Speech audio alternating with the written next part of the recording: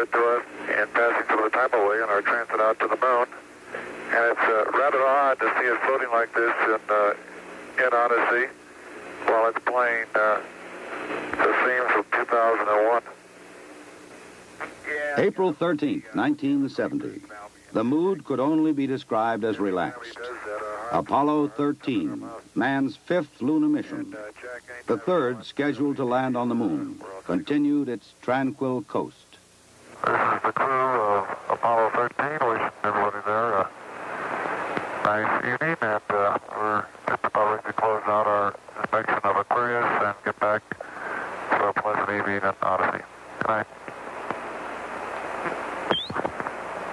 13, we've got one more item for you when you get a chance. We'd like it to stir up your cryo tanks. In addition, have Shaft and Trunnion for a look at the Comet Bennett if you need it. Okay, stand by. Okay, Houston, we've had a problem here. This is Houston. Say again, please. Yes, Houston, we've had a problem. We've had a main B bus undervolt. Roger, main B undervolt. Okay, stand by, 13. We're looking at it. And we had a pretty large bang associated with the caution and warning there. And as I recall, main B was the one that had a amp spike on it once before. In the interim here, we're starting to go ahead and button up the tunnel again. April 11th, 1970. Launch day. The crew of Apollo 13. Jim Lovell, commander and veteran of 3 previous missions. He had orbited the moon Christmas 1968 on Apollo 8. Fred Hayes, his first time up, lunar module pilot. Jack Swigert, command module pilot. 3 days ago, he was on the backup crew. Now he replaced Ken Mattingly.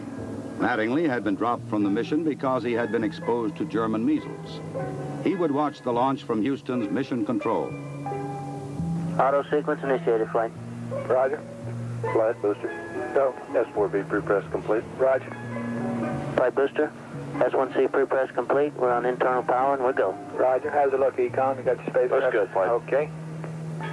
MCC record us to flight speed. Ignition, flight. Roger. Roger. Clock start, flight. Roger. Let's just go, all engines. Roger. Okay, Fido, how's it look? Looks good here, flight. Good agreement. Okay, booster, how do you look? S1C looks good, flight. Okay, Capcom, we go you on the ground. Okay, we go at 1, Capcom. Can't relieve it, flight. Roger.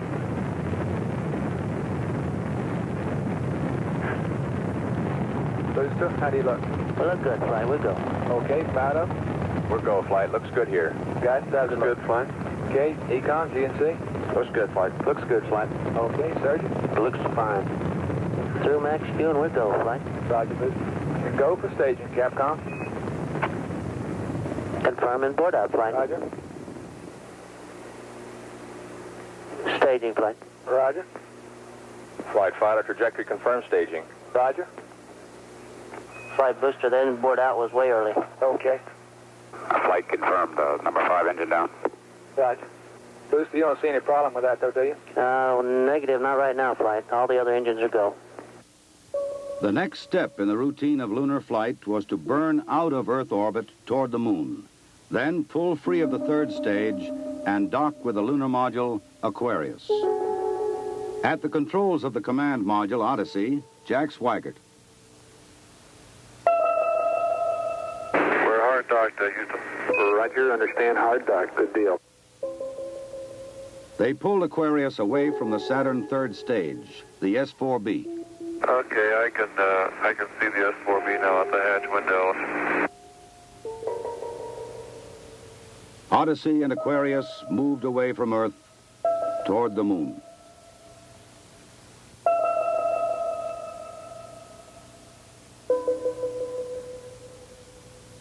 Okay, Houston, we've had a problem here. 5 guidance. Go, guidance. We've had a hardware restart. I don't know what it was. Okay. Houston, we've had a problem. We've had a main B bus undervolt. You see an AC bus undervolt there, guidance? Or Ecom? Negative, flight. Believe the crew reported it. We got a main B undervolt. We may have had an instrumentation problem, flight. Roger. And we had a pretty large bang associated with the caution and warning there. The sensation I had, that I had felt a vibration accompanying the bang, not a large vibration or shudder.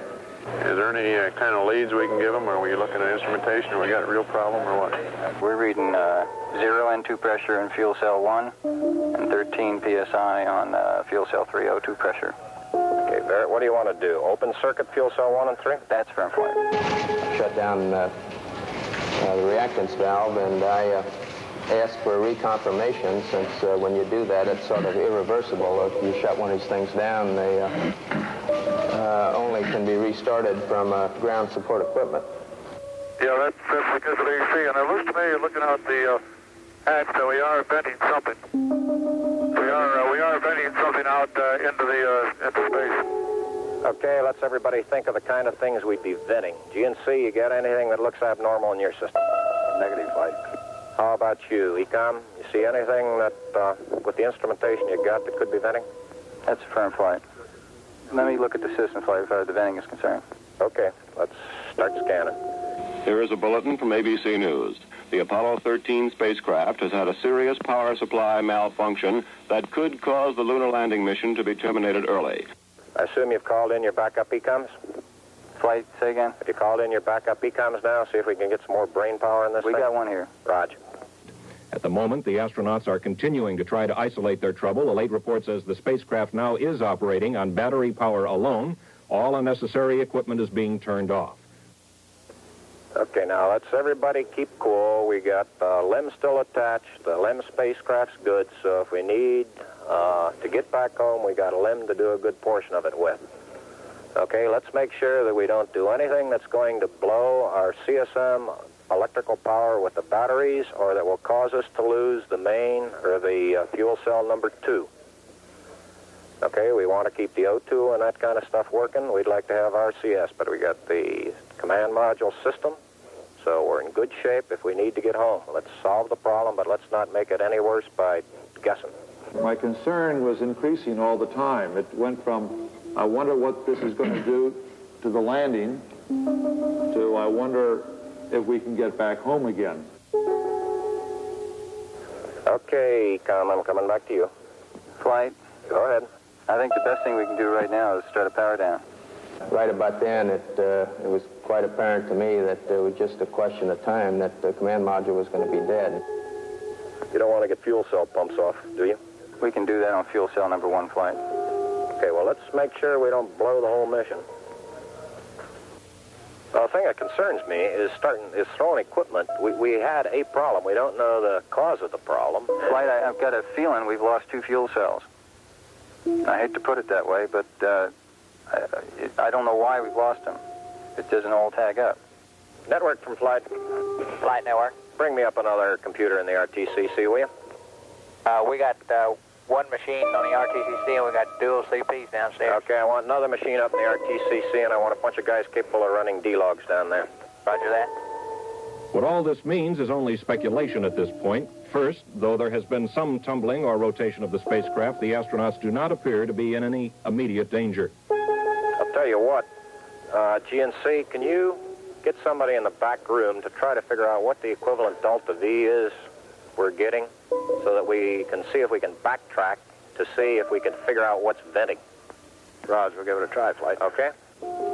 When I looked up and saw both oxygen pressures, one absolutely 0 and the other one going down, it dawned on me, and I'm sure Jack and Fred about the same time, that we were indeed in serious trouble. The only way to survive the situation was to transfer to the LEM. Flight Econ. Go ahead, Econ. The pressure in O2 tank 1 is all the way down to 297. We better think about getting in the LEM or using the LEM systems. I'd say this is as serious a situation as we have ever had in manned spaceflight. We've always called the LEM a good lifeboat under those circumstances.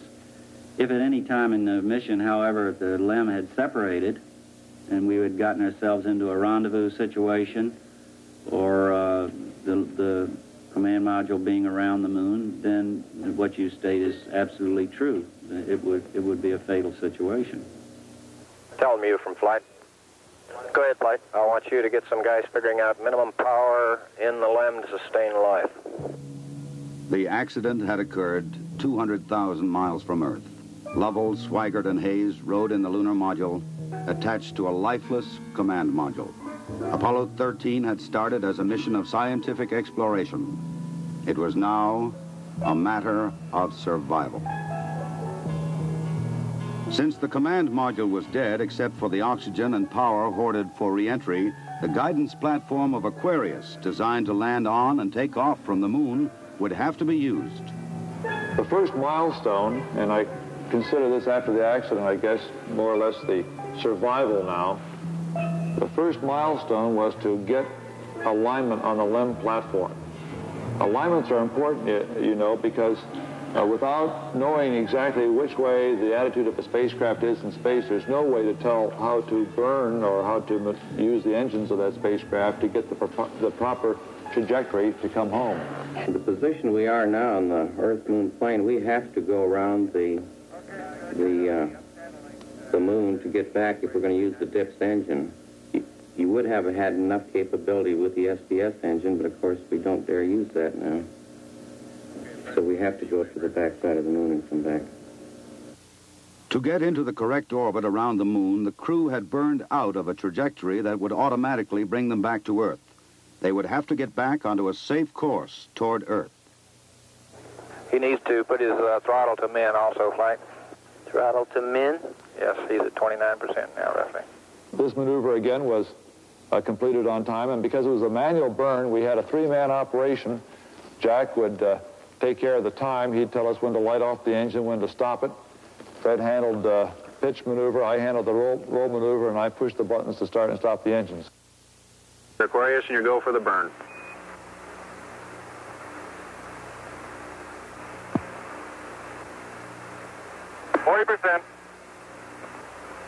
Okay, Aquarius, you're looking good. Auto shutdown. The first problem was solved. They were back on the path to Earth. But there were many other problems to be solved. From a building at Houston's Manned Spacecraft Center, systems experts coordinated the coast-to-coast effort to get the crew back. One of the big problems was consumables. There would be enough to eat and drink. But in space, there are other factors. Oxygen to breathe, electrical power to keep the spacecraft alive, water to cool the equipment and keep it operating. What we'll be doing till we get them back on the water is concentrating on everything that is their lives are dependent upon at the moment, rather than worrying about the accident, because there's nothing we can do about that now. It appears at the present time that everything is under control and that we have a safe situation at the moment. Hey, I want to say you guys are doing real good work. So are you guys, Jack. We are about 70 hours from home, and we think we have the situation in control. We've projected the consumables as I've described, and we have a plan for carrying out the rest of the mission, but there's going to be no relaxation at all as far as that goes from now until splash. There was a key decision to be made before Apollo 13 went behind the moon. Where to bring them down. Their present course would take them to the Indian Ocean, where recovery would be difficult. A burn to bring them home quicker would take them to the Pacific Ocean near the recovery forces. Bringing them home even faster would place them in the South Atlantic, again away from recovery forces.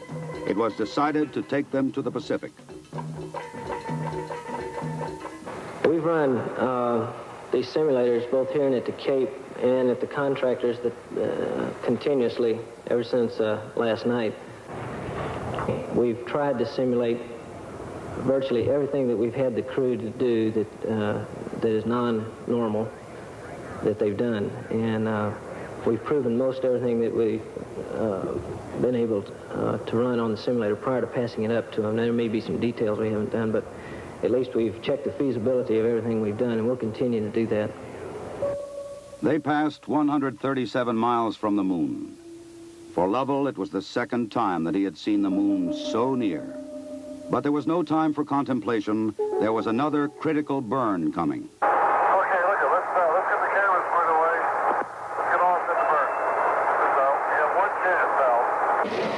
And in Houston, the newsmen poured in to tell an anxious world the story. Well, that was going along with the ignition time. Shortly after Apollo 13 had separated from the Saturn third stage, the stage had been sent onto a trajectory toward the moon. Its impact would be recorded by the seismometer left by Apollo 12. By the way, Aquarius, we see the results now from 12's seismometer. Looks like your booster just hit the moon and it's rocking it a little bit. Over. Well, at least something worked on this flight. I'm sure glad we didn't have a limb impact, too. Jim, you go for the burn. Go for the burn. Roger, understand. Go for the burn. Guidance okay? We're good, flight. Control, okay? We're okay, flight. Tell me we're go, flight. Inco okay? We're good, flight. Ground confirms ignition. We're burning 40%. West Houston, you're looking good. Roger. Shut down. Roger, shut down. I say that was a good burn. Roger, now we want to power down as soon as possible. Understand. To conserve the electric power and cooling water, the crew shut down all but the vital, life-sustaining systems of the LEM. I think the LEM spacecraft's in excellent shape, and I think it's fully capable of getting the crew back. I think, as we have found before, every time we've put the LEM spacecraft to a test, it's always done much more than it was guaranteed to do, and I think this is a good case in point. Conserve the consumables, cooling water, electric power. The LEM water gun was leaking, and we shut that off. I guess it leaked about a quart of water, I would estimate. But it took me about 2 days to get my feet dry, and of course, I think you were all aware that the temperatures were going down in both vehicles, and it's made for very chilly feet for a couple days.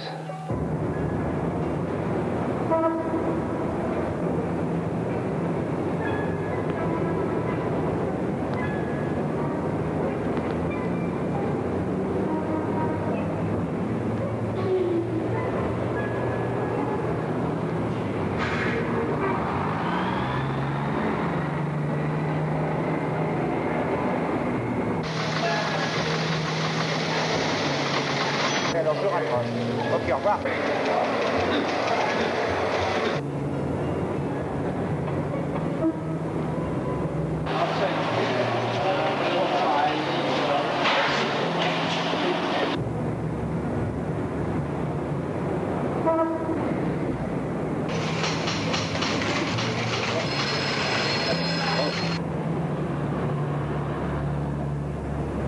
Lord, your astronauts will come back safe. If I may be serious for one moment and ask the entire audience for a moment of prayer for the crewmen of the Apollo 13. We'll hold silence for a moment, please.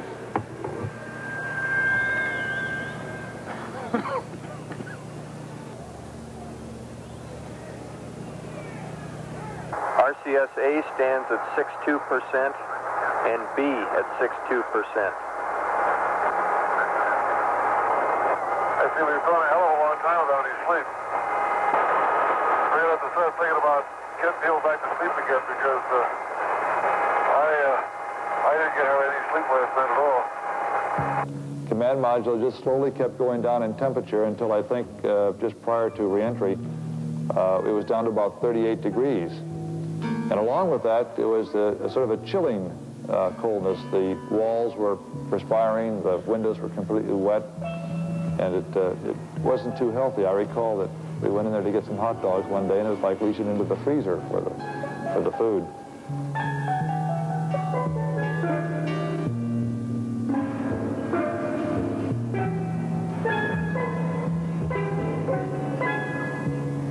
If you want my opinion of how they handled the situation when it happened, they handled it exactly like we'd expect them to. They were about as well on top of it as anybody could be, knowing what we knew, which isn't very much, I'll have to admit. But I think they did everything right within the knowledge that was available to us in a timely fashion, which is what all we expect of them. I think they did a beautiful job of it. We actually had a third little sleep restraint, which Fred then put on and buttoned up and kept a little bit warm. The astronauts faced another problem, their own exhaled breath. The lithium hydroxide chemical to take carbon dioxide out of the air was not sufficient in the lunar module. They would have to adapt the canisters from the command module to fit the hoses in the LEM. On the ground, an adapter was fashioned from materials the crew had available in the LEM. Cardboard from a checklist, plastic bags, and tape. After checkout in an environmental chamber, the directions for construction were sent up to Aquarius. At this point in time, I think the partial pressure of carbon dioxide was reading about 15 millimeters. And we constructed 2 of these things and put them online, and I think within an hour, the partial pressure of CO2 was down to 0.2. So you see that survival now became one of initiative and ingenuity, and it was one which the ground continually helped us along. We had all kinds of people on the ground trying to think up ways of extending our lifetime. There would be still another burn, a mid-course correction to get Apollo 13 into the narrow corridor through the atmosphere for a safe return to Earth. We're at burn attitude, flight. College. Ignition. Thrust looks good. Shut down. Hang in there, it won't be long. There were moments when I didn't know how much consumables we had, whether we could make it back or not, but in a situation like that, there's only one thing you can do. You just keep going, and you just keep thinking up where you can get more consumables. And so that's exactly what we did. On April 17th, they prepared for re-entry. After a small course correction burn, they jettisoned the damaged service module. Copy that. And there's one whole side of that spacecraft missing. Is that right? The whole panel is blown out, almost from the base to the engine. It's really a mess. Man, that's unbelievable. Next, they got back into Odyssey to jettison Aquarius prior to entry into the atmosphere. Left jettison. Okay, copy that. Farewell, Aquarius, and we thank you. Okay, LOS in a minute or a minute and a half. At entry attitude, we'd like Omni Charlie. And welcome home. Thank you.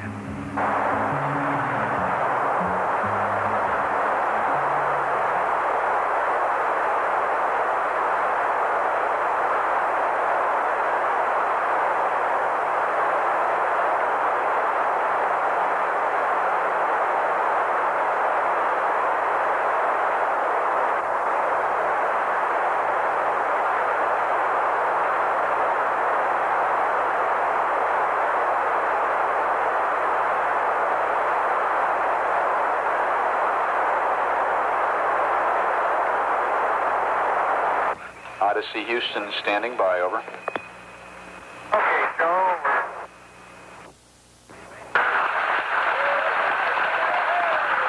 Odyssey Houston, we show you on the mains. It really looks great. Apollo 13, this is recovery, over. They're going through 5,000. Roger, Apollo 13, this is recovery, and your chutes look good. Apollo 13, this is recovery. We observed your RCS burn, over. This is recovery. Apollo 13 is descending. Apollo 6, this is recovery, over. Well, the ones placed in at this time, the three chutes are displaced in the water. 0 degrees, magnetic 3.5 miles, Evo Lima. Evo Lima, roger. This 401, the command module is stable 1 at this time. They're riding comfortably. The vertical axis are approximately 15 degrees. Swim 1, the other 2 swim water, Roger. Okay, left 2, you win lap 270.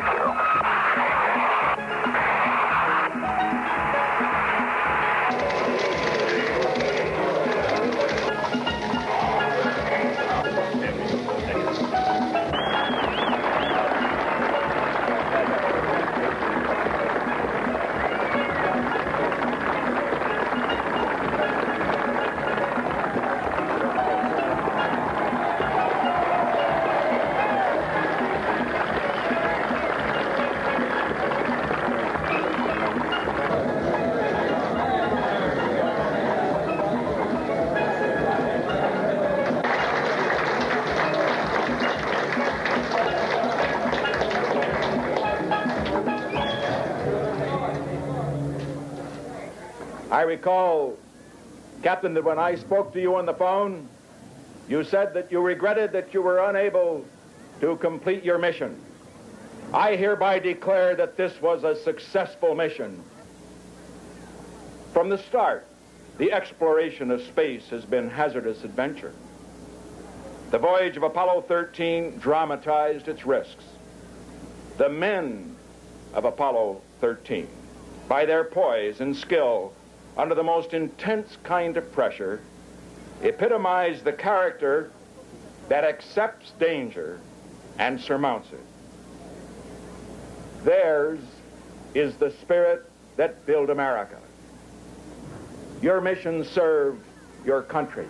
It served to remind us all of our proud heritage of a nation, to remind us that in this age of technicians and scientific marvels, that the individual still counts, that in a crisis, the character of a man or of men will make the difference. GNC. Go. Surgeon. Go. Procedures. Go. AFD. Go. Network. Go. Computer soup. Go.